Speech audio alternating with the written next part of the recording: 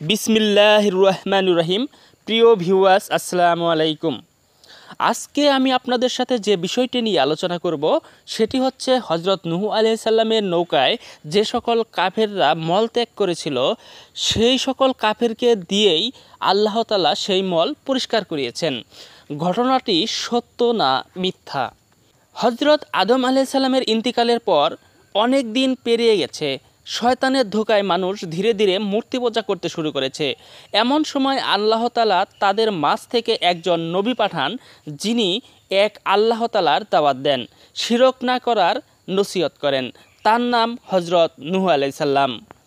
কুরআনে তার নামে একটি সূরা আছে এবং ২৮টি সূরায় ৮১টি আয়াতে তার নাম উল্লেখ করা আছে। হজরত নূহ আলাইহিস সালাম ৯৫০ বছর বেঁচে ছিলেন। দীর্ঘ সময়কালে অক্লান্তভাবে তিনি কেবল আল্লাহর দাওয়াত মানুষের কাছে পৌঁছে গেছেন, কিন্তু মাত্র কিছু সংখ্যক লোক তার দাওয়াত গ্রহণ করেছিল।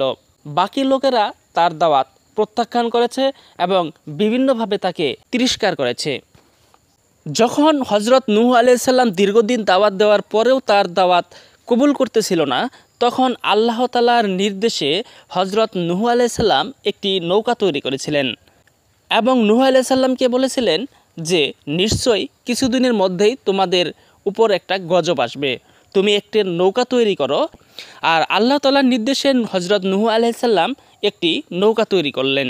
হজরত নূহ আলাইহিস সালাম যখন নৌকা তৈরি করতেছিলেন, সকলেই তাকে তিরস্কার করতেছিল। তখন নূহ আলাইহিস সালাম তাদেরকে বুঝিয়েছিলেন, তিরস্কার করার কিছু নেই, কিছুদিনের মধ্যেই যখন ভয়াবহ আযাব আসবে তখন তোমরা বুঝতে পারবা। কিন্তু তার কওমগণ তাকে এতটা তিরস্কার করতে শুরু করলো যে নূহ আলাইহিস সালামের নৌকা হওয়ার পরে তারা সেখানে গিয়ে পায়খানা করতে শুরু করলো। এক পর্যায়ে পায়খানাতে ভরে গেল সেই কিস্তি বা নৌকা। এমন এক সময়ে একদিন এক কুষ্ঠরোগী সেই নৌকাতে মল ত্যাগ করতে গিয়ে পড়ে গেলেন সেই মলের ভিতরে। আল্লাহর কুদরতে সেই কুষ্ঠরোগী ওখানে পড়ে যাওয়ার কারণে তার কুষ্ঠরোগ ভালো হয়ে গেল। এই ঘটনা যখন এলাকায় জানাজানি হয়ে গেল, তখন লোকেরা এসে কিস্তি থেকে সেই মল সংগ্রহ করে তাদের রোগীদের লাগাতে লাগলো, ফলে সেই রোগগুলো আল্লাহর কুদরতে ভালো হতে লাগলো। এভাবে সকল রোগীরা এসে সেখান থেকে মল সংগ্রহ করে নিয়ে যেত। এক পর্যায়ে সেখানে আর মলের কোনো অস্তিত্ব ছিল না, ফলে তারা পানি এনে সেই পানিতে সেই কিস্তি ধুয়ে সেই পানি নিয়ে ব্যবহার করতে লাগলো। এভাবে আল্লাহ তাআলা সেই কাফেরদেরকে, যারা সেখানে মল ত্যাগ করেছিল, তাদের দিয়েই হজরত নূহ আলাইহিস সালামের সেই নৌকাটা পরিষ্কার করেছিলেন। এরকম ঘটনা কিন্তু আমরা ছোট থেকেই শুনে আসছি।